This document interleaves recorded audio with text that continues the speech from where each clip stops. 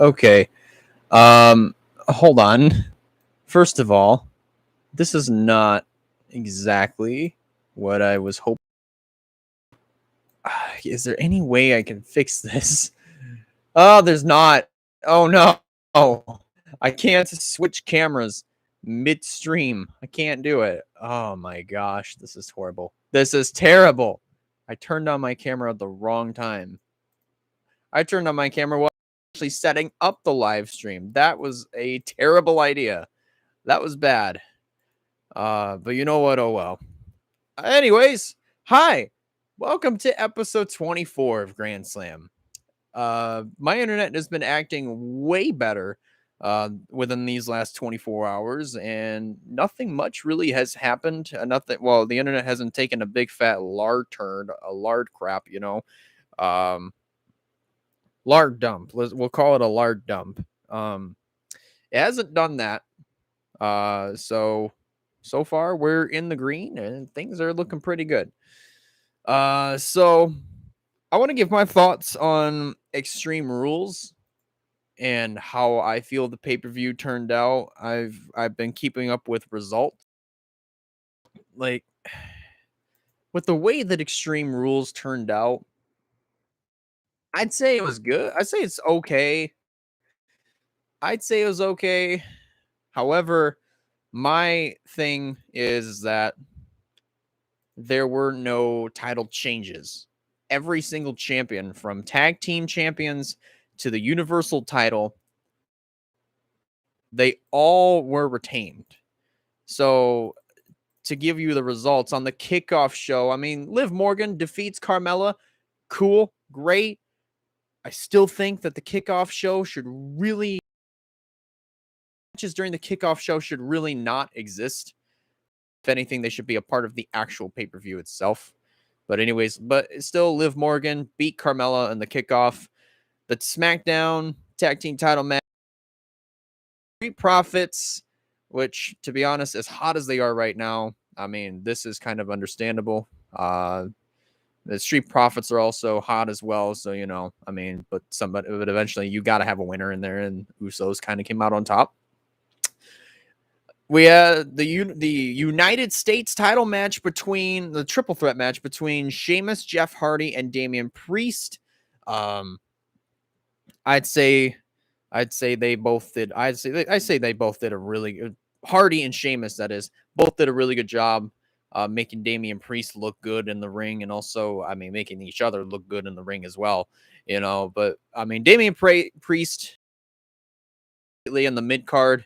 He retains the United States title, so I mean, good for him. Then we've got the New Day, which was just a regular tag match. This is not for any title whatsoever. This is a non-title match. The New Day, with all three of its members, I think reunited for the first time since reunited in a match for the first time since I don't even know how long. But it was, Xavier Woods, Big E, the current WWE champion, who is also going to be defending his title tonight against Bobby Lashley, and also Kofi Kingston going up against Bobby Lashley himself. Speaking of AJ Styles and Amos, New Day ended up picking up the win there, which great. That was awesome. Charlotte Flair versus Alexa Bliss. Moving on. Anyways, then you got the SmackDown Women's title match between Becky Lynch and Bianca Belair, which that ended in a disqualification, or as this post that I'm looking at here to see the actual results, ended in a no contest because Sasha Banks made her return and she injected herself into the title picture.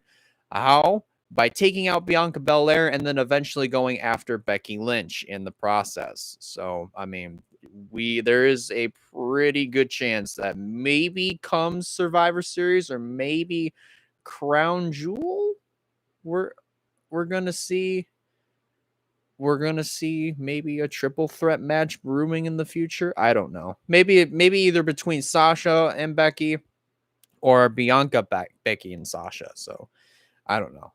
We'll see. And then the main event, the Universal title match between Roman Reigns and Finn Balor, the demon Finn Balor, to clarify. Finn was so close. Finn was really close. If he had landed the coup de grace on Roman Reigns, it would have been over. But somehow, some way, I don't even know how or why this happened, but the top turnbuckle broke. The top turnbuckle broke. And that killed all of Finn's momentum. Just killed it. And Roman Reigns goes on, delivers a spear, and retains. Roman Reigns retains thanks to a broken turnbuckle.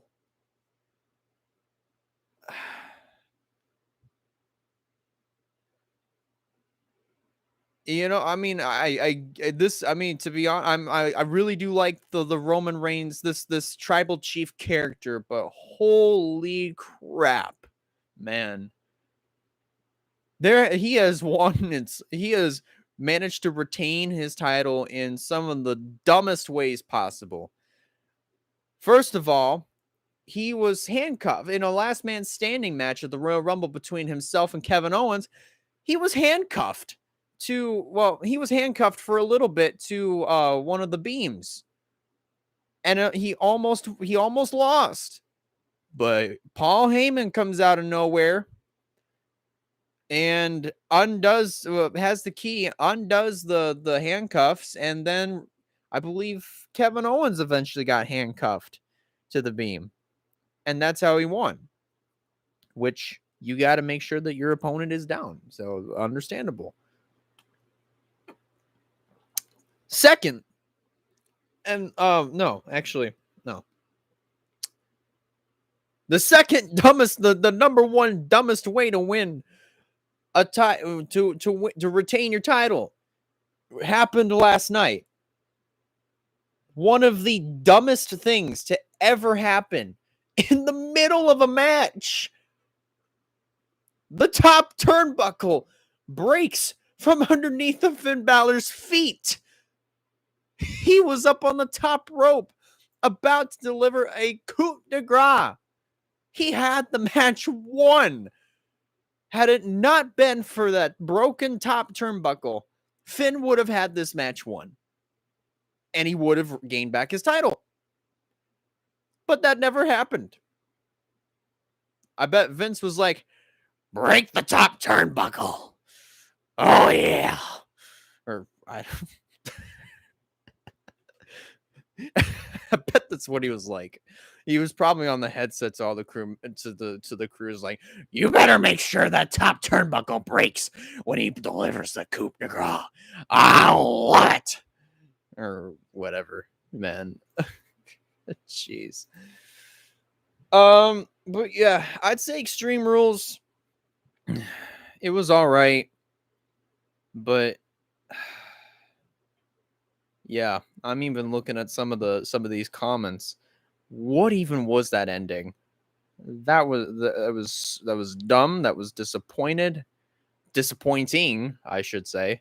But you know, I guess we just got to take it and move on. We'll be back to Raw tonight, so it'll be interesting to see what goes down tonight on Raw and then also SmackDown. AEW. Let's talk AEW here. So AEW has been on a major roll lately. It has been painfully obvious after the last few signings that they've had, from CM Punk to Bryan Danielson to Adam Cole, Mark Henry. I'd put him on that list. Paul White, I'd put him on that list too. You know, you've had some really, big names, really big names that it really taken the WWE by storm. They come to AEW and they are tearing the house down.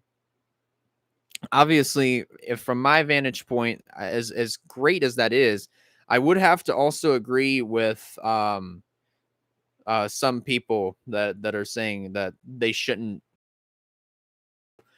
the basically well really to put it, I really do think that AEW shouldn't make those guys the forefront, like put them on the screen the most, because you still need those originals there, guys like Sammy Guevara, guys like Chris Jericho, Dustin Rhodes, let's see, Britt Baker, that's who is another one. I mean, just to name a few. I mean, you shouldn't have to be honest, you really shouldn't have to put the WWE guys on screen a whole lot, but at the same time, you still need them on screen because they're not just there to get the main event push that they either were robbed, they were either robbed from in WWE or they never got at all.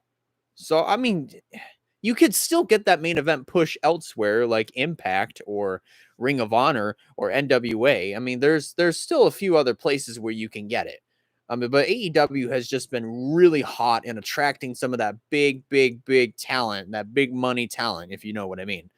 Um, I mean, I'd say it's the AEW has made some really good investments. There's also some chances in the future that somebody like Kevin Owens or who we may know as Kevin Steen here really soon, should his contract expire, possibly go to AEW. He has teased this before. He teased coordinates to the Mount Rushmore on Twitter. So I mean, there is a chance to where he might jump ship to AEW or maybe go to Ring of Honor. Whatever he chooses to do, I mean, it'll be interesting to see what Kevin Owens is going to be, what's going to be in the plans of Kevin Owens's schedule in the future. So I mean, that's something we're going to have to keep our eyes out for, and we're just going to have to see where this goes. But okay, so that's gonna do it for episode 24 of Grand Slam. First, before I go, I do want to say, I do apologize for the slight lack of uploads. I say slight because there were some uploads that did go through. For example, the most recent vlog that I put up of my time going to Fort Wayne with my dad. Also, Haley trying the Oculus for the first time ever. Some of the Among Us videos. The NASCAR pit stop show, I feel like, was a really big example of why my uploading was kind of lacking a little bit. Excuse me. Because my internet, like I said, it was taking big giant lard dumps. So, so far, it's been holding up really well, and I'm hoping that it stays this way for a long while. So that way I can get back to somewhat of a consistent basis when it comes to uploading darn near daily. If you get what I'm saying. But anyways, that's gonna do it. There's another video coming out in another 20 minutes. I will also say there was supposed to be a game a couple days ago, September 25th, but that will be moved to October 16th. Game 8 will be October 2nd, so that will be this Saturday night, as well as race 11 of the Archon Pepsi Amateur Series. I'm going to move that to this coming Saturday night. It will be at 9 p.m. Eastern. Hopefully you guys can come out and watch that. But the championship race will still be on October 8th. Internet pending, so we'll just have to wait and see what happens here within these next 14 days ish or so. But anyways, thank you guys a lot for watching. If you like this, be sure to give it a like, and if you haven't considered subscribing yet, recommend you do so in order to keep up with some fine content coming out in the near future. That about does it for me. I'll see you later.